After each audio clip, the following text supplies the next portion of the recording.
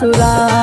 हे मोदी जी कैसे बेटी जाही ससुरा। हे मोदी जी कैसे बेटी जाही ससुरा।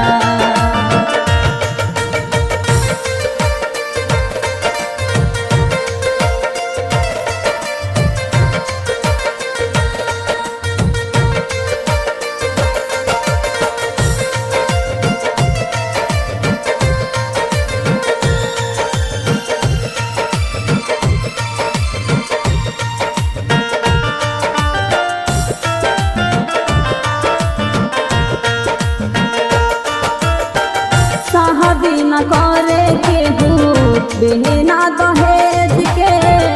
2 लाख रुपया मांगे गाड़ी बुलेट के। 2 लाख रुपया मांगे गाड़ी बुलेट के। 2 लाख रुपया मांगे गाड़ी बुलेट के।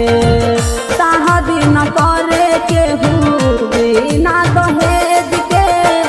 2 लाख रुपया मांगे गाड़ी बुलेट के।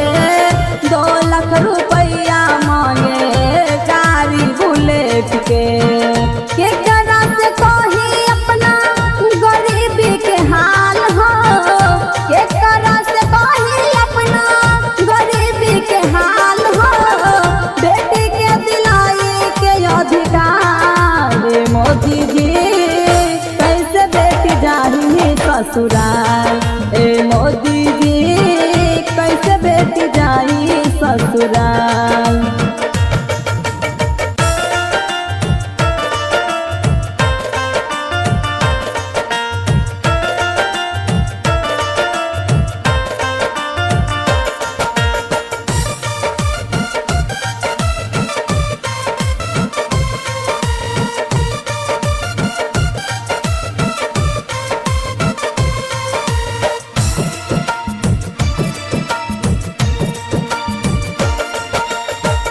ससुरा में सासु ननदी दे दे उलहनिया।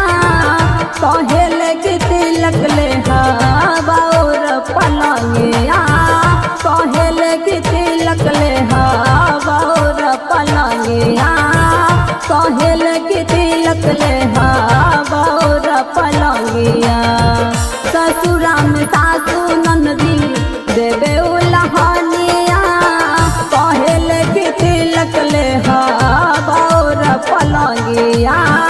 कहेल कि तिलक ले बाउर पलंगिया। दहेज खातिर मार दिहल जाला एगो बेटी के। दहेज खातिर मार दिहल जाला एगो बेटी के। बाबूजी बारे लाचार। हे मोदी जी कैसे बेटी जाही ससुरा। हे मोदी जी कैसे बेटी जाही ससुरा।